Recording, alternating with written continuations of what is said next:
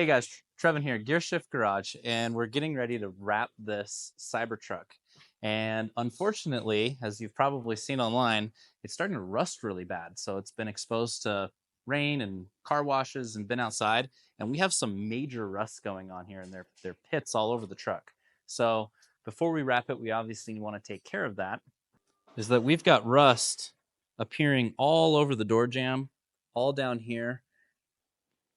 So as you can see all through here, and you can feel it with your hand. I mean, it actually feels bumpy and lumpy and rusty, but it is like that all over the truck. See here, it's been Scotch-Brited, and it's all been removed and then D8'd with 600 to bring it back to that original look and sheen. I think gray Scotch-Brite is the least aggressive.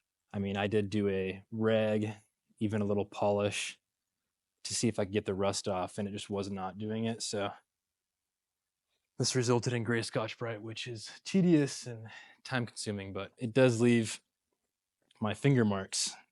So hence we have to use that 600 grit DA to kind of replicate the curly cues from factory.